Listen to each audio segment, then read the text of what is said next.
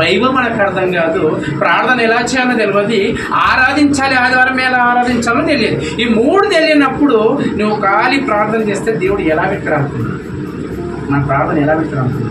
అప్పుడు పేతురు గారు ఏమంటారు తెలుసా, రాత్రి అంతా వేసాను ప్రభువా చేపలు వాళ్ళు. అయితే ఏంటి, నేనేమంటున్నా కదా, నువ్వేమంటున్నావు కాబట్టి నీ మాట చొప్పున వల వేశాడు. వల వేయగానే పడ్డాయా పడలేదమ్మా? ఇప్పుడు చదవండి, తిరిగి చదవండి. వారు అలాగూ చేసి విస్తారమైన చేపలు పట్టెను, అందుచేత పిగిలిపోవచ్చు. అంటే వలలు తెగిపోతాయేమో అన్నంతగా పడ్డాయి చేపలు. వీళ్ళు రాత్రంతా పడిన చేపలు పడలేవు, కానీ యేసు ప్రభు వారు వలలు వేయమన్న తర్వాతనే వలలు వేశాడు. ఇప్పుడు ఈ వలలు పడ్డ తర్వాత, చేపలు పడ్డ తర్వాత ఇప్పుడు మనమైతే ఇప్పుడు ఏం చేస్తాం చెప్పండి? యేసు ప్రభు నీకు ఒకటి అడుగుతున్నాను, నీ పాదం ఏందో బాగుంది, చేపలు పడ్డానికి వచ్చినప్పుడు కనీసం మాత్రం ప్రతిరోజు అంటావా లేదు?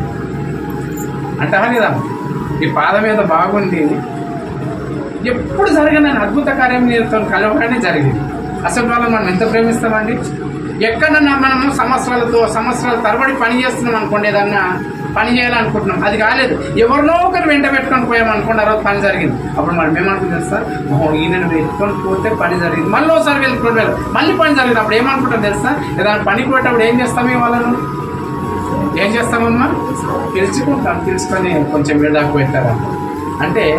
పేతురు గారు యేసు ప్రభు వారు గోనెలెక్కి చేపల వల వేయమన్న తర్వాత వలలో అంటే వలలే తెగిపోయేంతగా చేపలు పడ్డాయంట.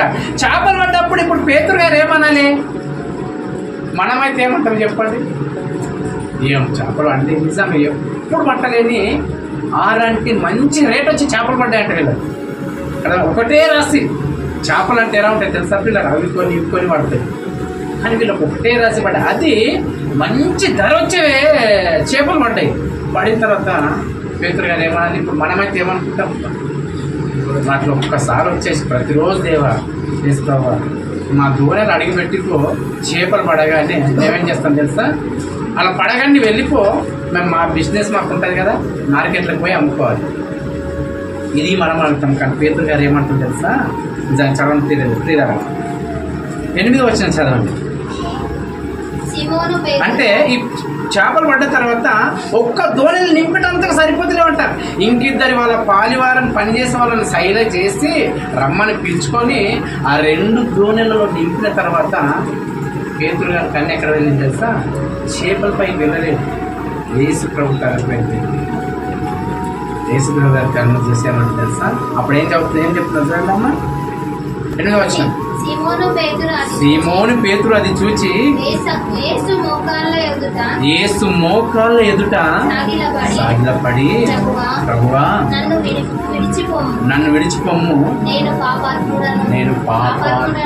ఏం పాపం చేశాడు పేతురు గారు? ఏం పాపం చేశాడు చెప్పండి?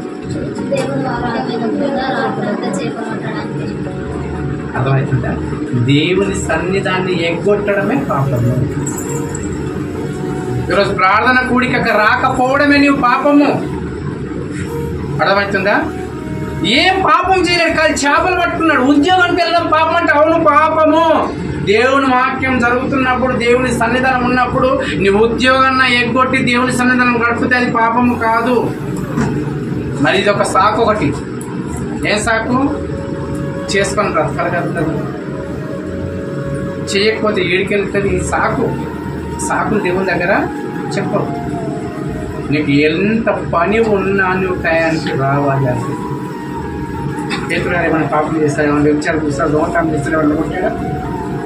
దేవుని మాటలు వినకుండా వలలు కడుక్కోవడమే పాపం అనిపించింది పేతురు గారు. దేవుని మాటలు వినకుండా సముద్రంలో చేపలు పట్టడం వెళ్ళడమే తప్పనిపించింది పేతురు గారికి. మనకేమనిపిస్తుంది తెలుసా? మనకు ఉద్యోగం ముఖ్యము, మనకు డబ్బు ముఖ్యము, మన పనులు ముఖ్యము. ఇలాంటి పనులు అన్ని పెట్టుకొని వచ్చి దేవా నన్ను క్షమించమంటే క్షమిస్తాడా? దేవుని కోసం నువ్వేం వదిలిపెట్టావు చెప్పు? ఉద్యోగాన్ని వదిలిపెట్టావా? దేవుని కోసం నీ సమయాన్ని మనం విడిచిపెట్టావా? దేవుని కోసం నీ సమయాన్ని ఏమన్నా ఆయన సన్నిధానం గడపడానికి ఇష్టపడ్డావా? ఇప్పుడు కిషోర్ బాబు మంచి మాట చెప్పారు. ఏం చెప్పాడమ్మా? దేవుని సన్నిధానానికి వస్తే మనకు లాభమా దేవునికి లాభమా? కదా, మనకి లాభం అని తెలుసు కానీ మనం రాము.